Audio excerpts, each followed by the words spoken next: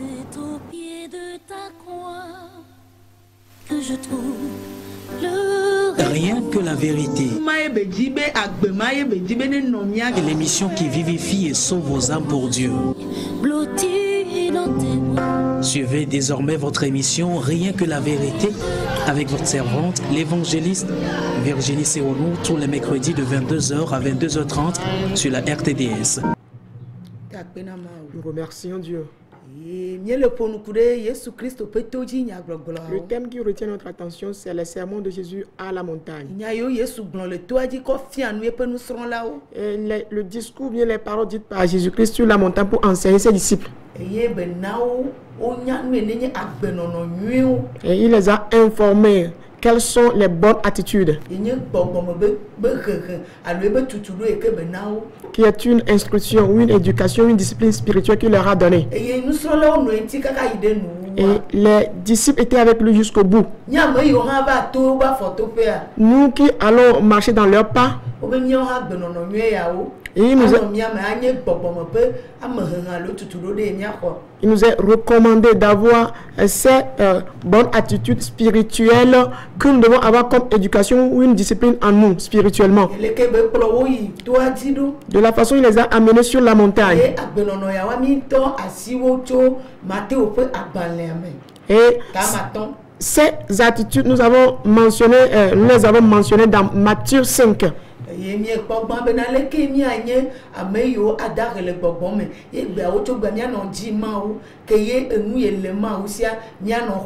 En premier lieu, nous avons vu comment nous devons être des pauvres en esprit, ce qui va consister à être toujours proche de Dieu et recevoir de Dieu chaque fois ce qu'il a pour nous. Que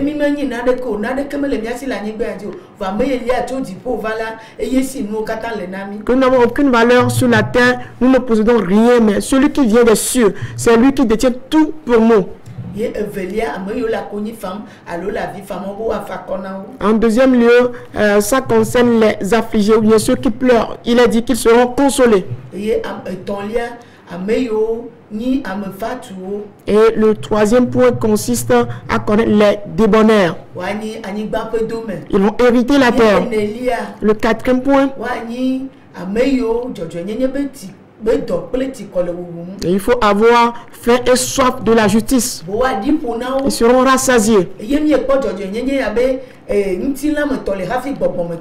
Et nous avons vu que cette justice se présente sur la face charnelle et aussi spirituelle.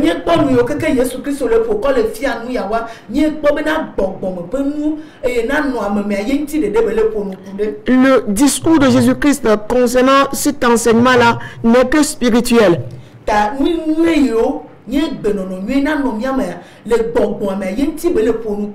Et donc, les bonnes choses que nous devons avoir en nous spirituellement, c'est ce dont il parle. Donc, il parle concernant les bons caractères que nous devons avoir en nous. Toutes ces choses sont unies.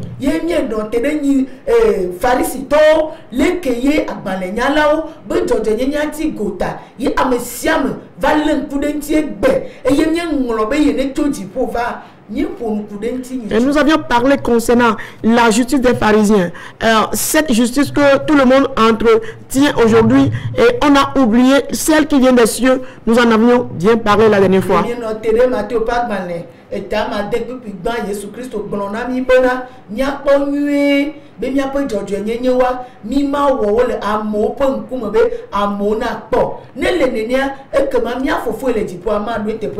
Dans Matthieu 6, le verset 1, la dernière fois, Jésus-Christ nous disait de nous méfier, de prendre garde plutôt, de prendre garde, de pratiquer notre justice devant les hommes. Si en est ainsi, à ce qui nous concerne, alors notre Père qui est aux cieux ne pourra pas nous récompenser.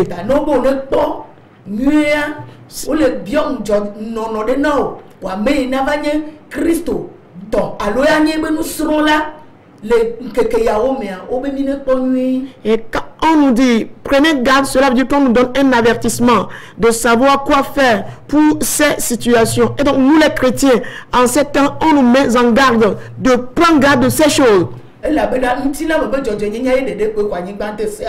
Parce que la terre est remplie que de la justice charnelle maintenant. Et chacun se fait justice.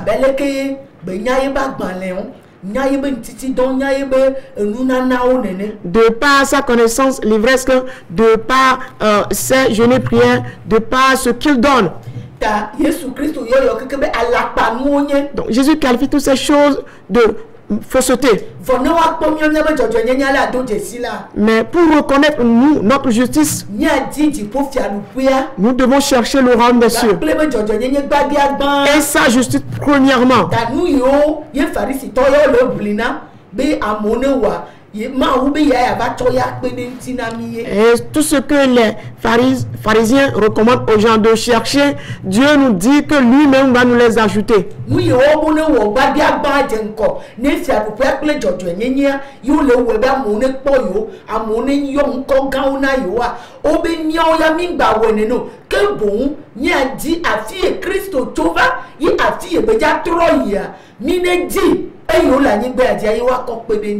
Les pharisiens, pour chercher le royaume des cieux avec sa justice, eux, ils se cherchent à être vus, à présenter leur justice devant les hommes. Mais il nous a recommandé que nous ne fassions pas les mêmes choses comme les pharisiens. Mais nous devons plutôt chercher d'où vient Jésus et il va où. C'est ce qui doit retenir nous, notre attention.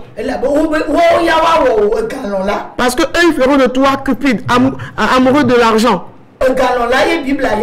La Bible les qualifie de cupides. Et ces gens aujourd'hui font de nous deux fois des fils destinés ou bien des enfants destinés à la GN. Ils font de nous des ivrognes.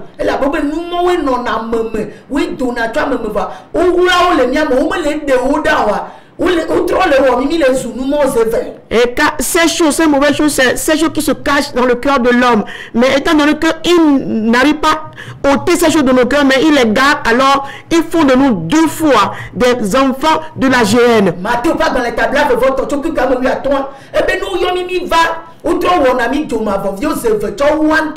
Matthieu 23, à partir du verset 15, nous dit, quand ils nous appellent vers eux, ils font de nous des enfants deux fois destinés à la GN eux-mêmes.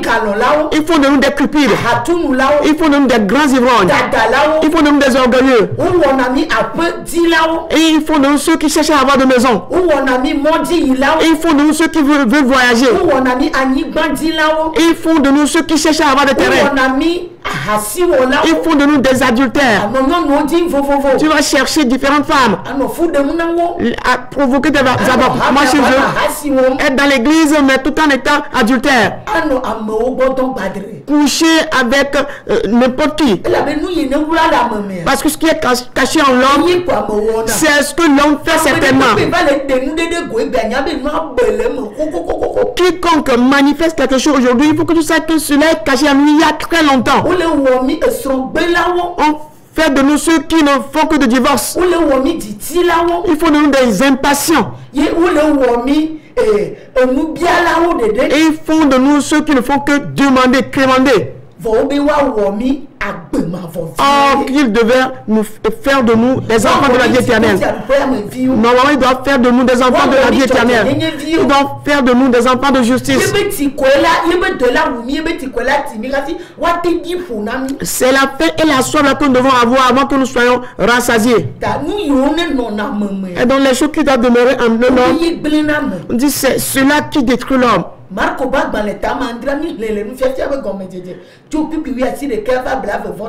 Alors, ceci dans Marc 7, à partir du verset 19 à 23, nous l'avions déjà lu.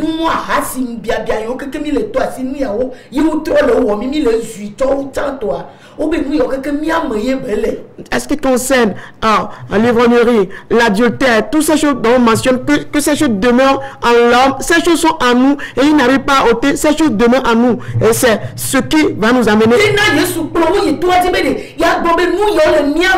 Mi do la gueule nous yo mionto rafide amayuna diva ava dogole toi gomede ni na te fiawa de nono mi fone nous yo me do le mewa et digne pasteur de pepe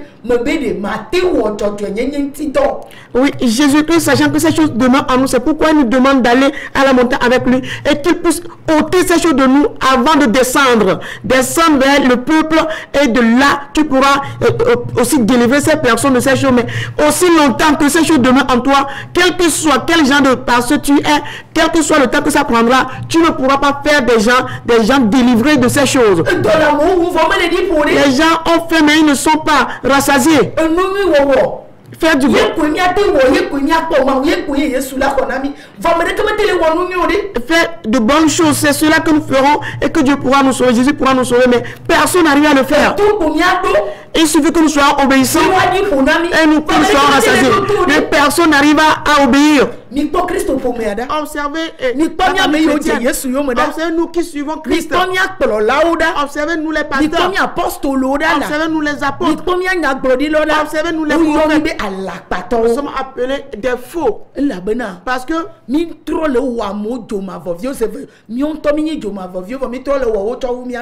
oui, nous faisons des gens 2 fois destinés à la gêne. Pourquoi? Parce que nous-mêmes nous sommes déjà destinés à la gêne.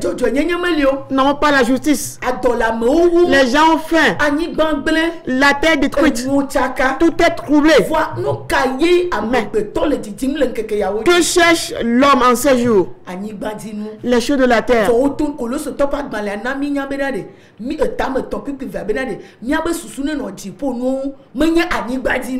Colossiens 3, verset 2 nous dit de nous affectionner aux choses d'en haut, non pas des choses de la terre. On fait de nous des gens qui achètent des voitures. On fait de nous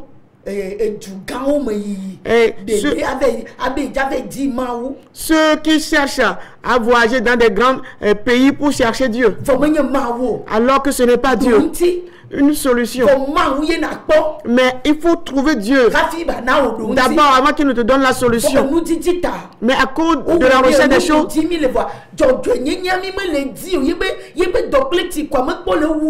et on ne fait que chercher les choses et jusque là nous n'avons pas encore la faim et la soif de la justice. Et donc nous avons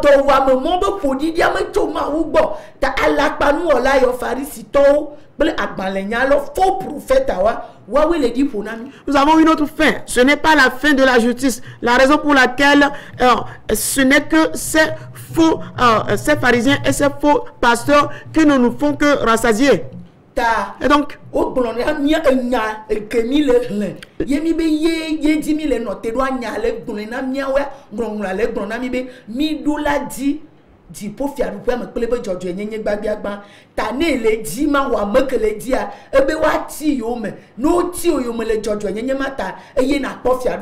et donc la parole que nous lisons, la parole, elle autre nous dit de chercher premièrement le royaume des cieux et sa justice.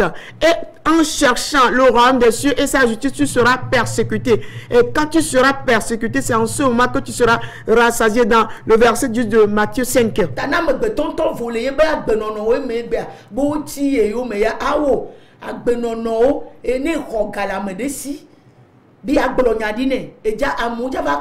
ne le kogale aussi amocha ou le naga mi du nous ça ba si vovovo le bedo kwa me nous plelocha le va ni les angbe non non ba oti onye ma mere keme ti o mele jojo nyenye to vo oti o mele alakpa nu ye ne le wata. Mais si toi-même tu as organisé très bien ce que tu fais en prenant de l'argent des gens avant de venir à l'audience, tu leur prends de l'argent. Avant de leur donner de prophétie, tu leur prends de l'argent. Il y a toutes sortes d'étalages de marchandises dans le temple de Dieu aujourd'hui. Et si c'est en faisant ces choses que tu rencontres des difficultés, alors ce n'est pas des persécutions. Non, ce n'est pas la persécution à cause de la justice, mais tu as la persécution de ce que toi-même tu as organisé.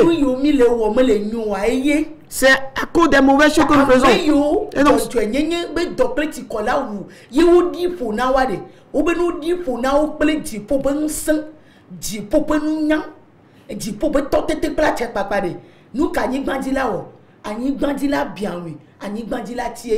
et donc, si c'est par la justice, on a soif et faim de la justice, et que ils sont ceux qui ont cette soif et cette faim-là sont rassasiés par quoi? La sagesse d'en haut, la puissance d'en haut, la présence de Dieu, et tout ce qui vient des cieux et de ces personnes sont rassasiés de cela. Alors, la terre va les envier et va les persécuter.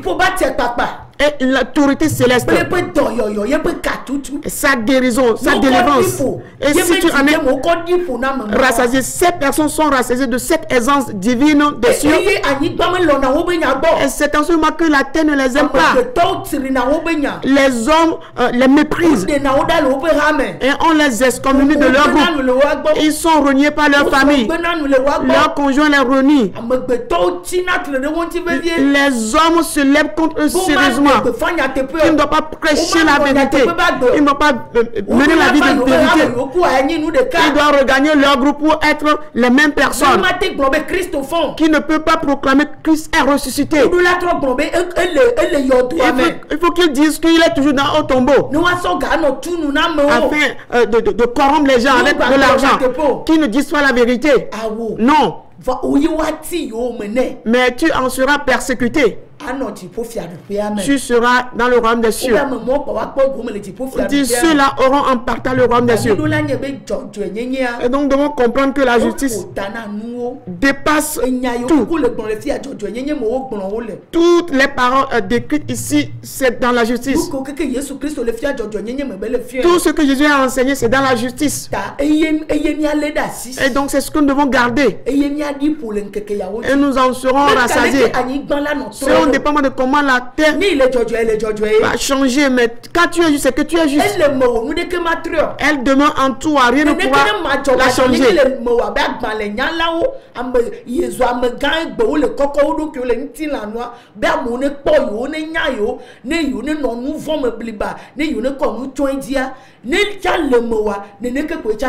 De la même façon, si tu es en toi l'injustice, comme les grandes personnalités, les gens qui cherchent à être vus aujourd'hui et qui dorment, qui se couchent dans le péché, mais tout en cherchant à se faire voir comme juste, si tu as cette injustice en toi, tu seras toujours injuste.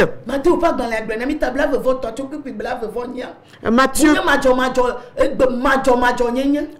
23, 28 nous le dit qu'il y a de l'injustice en ces jours. Au-dedans. Mais dans l'apparence, on peut voir la personne qui c'est quelqu'un de doux, quelqu'un qui est juste, quelqu'un qui fait que du bien. Mais ce sont des hypocrites. Parce qu'il n'y a pas de bonne conduite. Il n'y a pas la justice.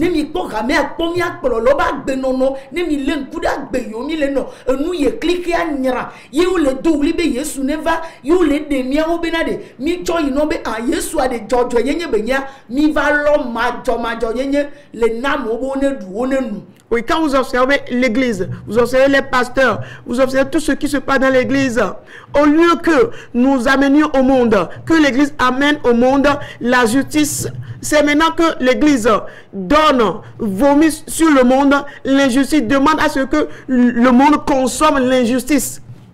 Et donc, nous devons comprendre que la justice,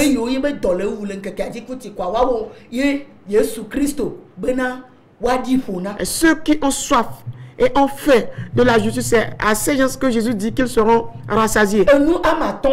Le 5e point. Ceux qui sont miséricordieux obtiendront la miséricorde. Il ne fait que répéter la même chose. Afin que nous ayons cette conduite en nous. On dit, ceux qui ont miséricorde obtiendront aussi miséricorde. Qui peut avoir miséricorde de quelqu'un? Et que toi-même tu n'as pas encore la miséricorde. Qui pourra être miséricordieux? Nous savons que c'est Dieu qui est miséricordieux à l'égard de l'homme.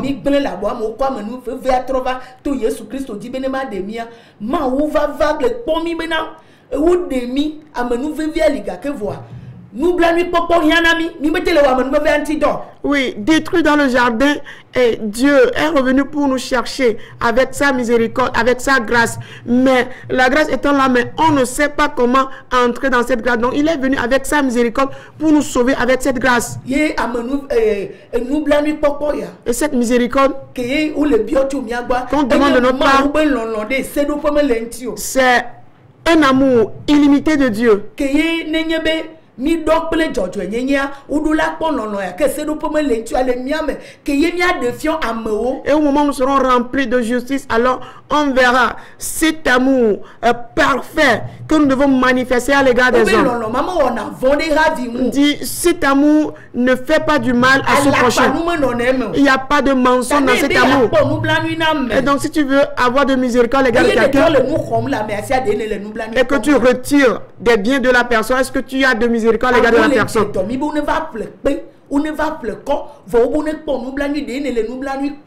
Les gens sont malades, mais avant de chercher à leur donner la guérison, on demande qu'ils payent une pierre, de payer quelque chose. Est-ce en cela nous avons de miséricorde à l'égard des gens?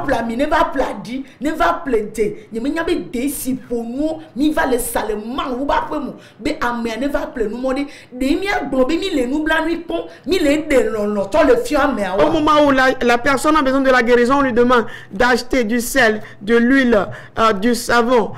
Je ne sais pas si dans la maison de Dieu nous vendons des condiments. Et en cela, avons-nous de miséricorde à l'égard de ces personnes?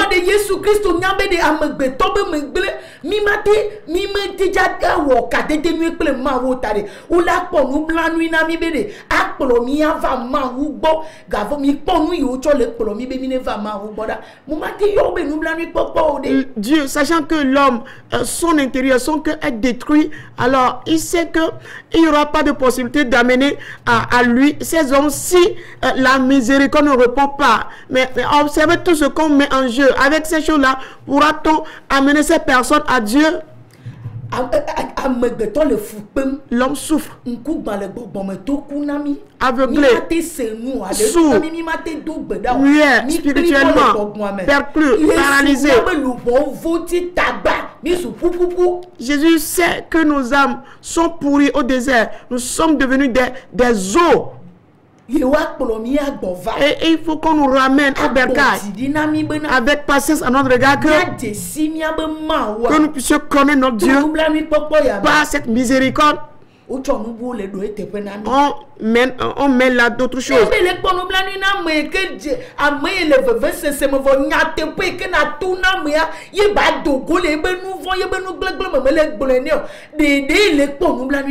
Mais si tu dis que tu as miséricorde de quelqu'un, mais tu n'arrives pas à dire la vérité qu'il faut pour la personne afin qu'il puisse sortir de son malheur, est-ce dans ce sens-là que tu as de miséricorde à l'égard de la personne?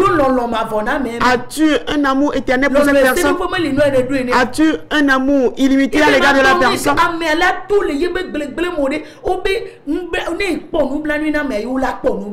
Tu ne veux pas dire la vérité qui va aider la personne à sortir de son état. Mais il a dit, quand tu as miséricorde, c'est en ce moment qu'on aura à ton égard aussi de la miséricorde.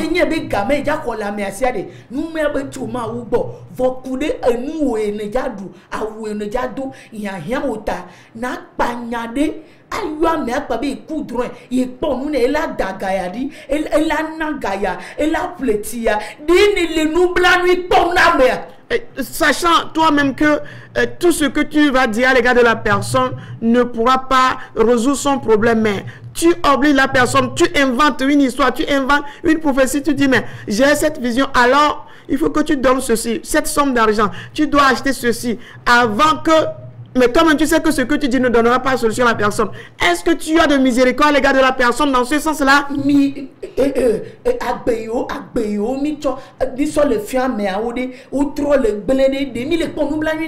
Les conduites qui détruisent davantage ces hommes, en cela, avons-nous de miséricorde à leur égard? Et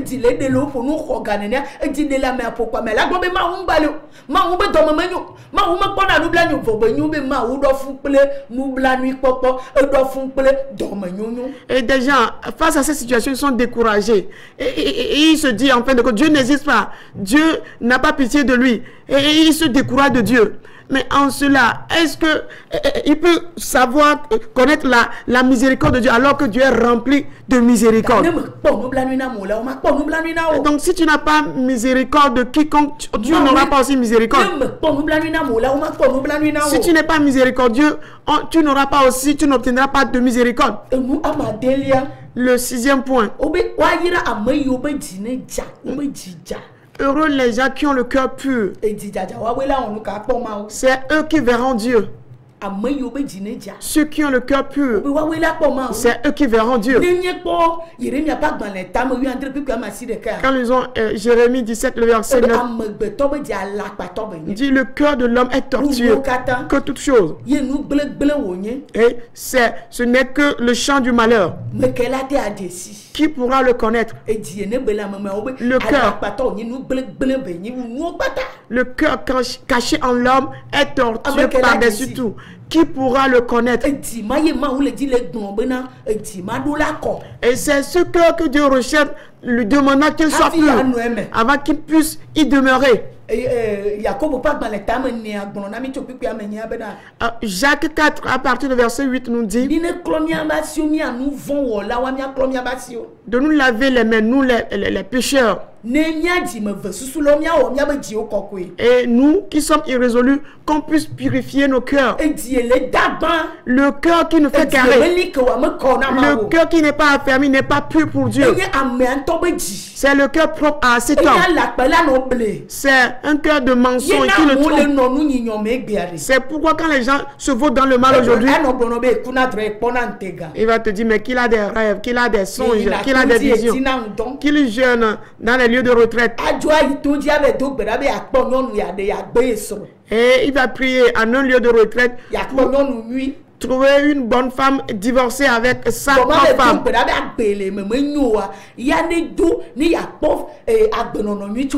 Il va pas aller là-bas prier pour que sa mauvaise conduite puisse l'abandonner, la quitter afin d'avoir miséricorde devant Dieu.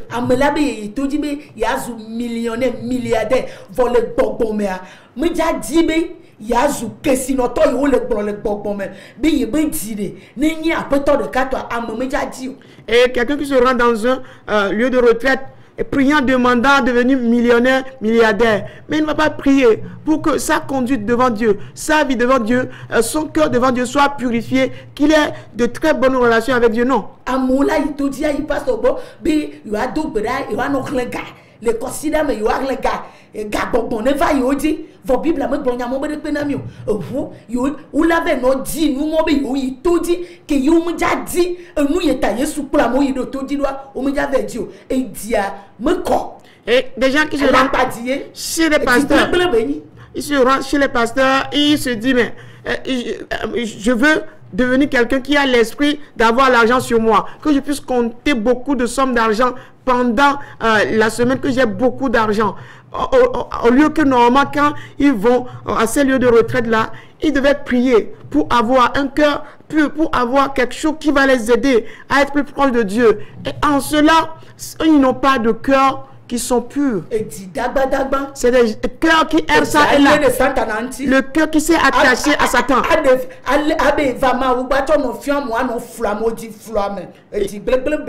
Il y a des cœurs, ils sont là pour tromper les gens. C'est des cœurs mauvais qui trompent.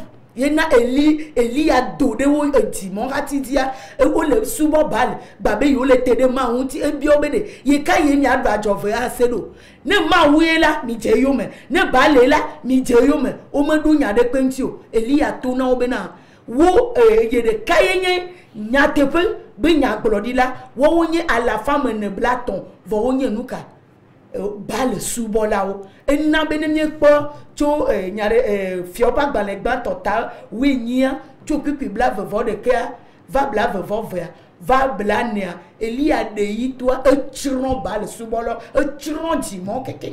Et ce qui est arrivé au temps de Élie, il s'est présenté devant le peuple et il disait au peuple, mais pourquoi clochez-vous des deux côtés? Si c'est l'Éternel qui est Dieu, suivez-le. Et si c'est Baal, suivez-le. Et mais le peuple s'est tué, ils n'ont pas répondu. Ils sont restés là et Élie leur disait, je suis resté le seul prophète de l'Éternel. Mais regardez, il y a plus de 450 prophètes de Baal et moi seul pour l'Éternel. Et quand nous lisons dans 1 Roi, chapitre 10, le verset 21 à 22 et jusqu'au verset 40 même, et là, qu'est-ce que Élie a fait avec son épée? Il a égorgé tous les prophètes de Baal. Il les a détruits.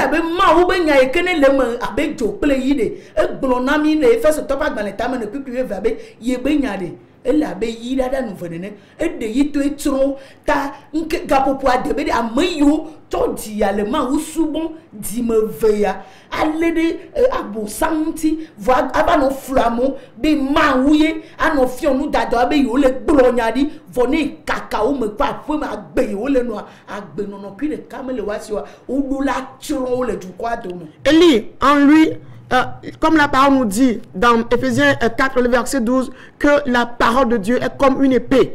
Et Élie, avec l'épée, il a détruit tous ces cœurs qui sont des cœurs douteux, qui clôt des deux côtés. Et mais aujourd'hui, on peut remarquer qu'il y a des gens qui se présentent comme servant Dieu, comme prêchant la vérité, mais au-dedans d'eux, quand vous les fouillez, vous sondez tout ce qu'ils font dans leur maison, un peu partout, vous allez réaliser que ce ne sont que de la fausseté qu'ils sont en train de couvrir par une manière de justice devant les gens. Il va falloir que ces personnes-là soient éliminées.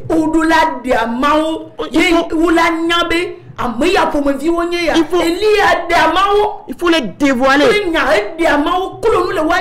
Il faut les dévoiler comme Élie l'a fait. Et il faut les dévoiler avec la parole, les mettre à nu. Parce que la parole de Dieu est de l'épée. Il les a décapités avec l'épée. La parole ne change point. La parole de Dieu est vivante. Et nous devons savoir que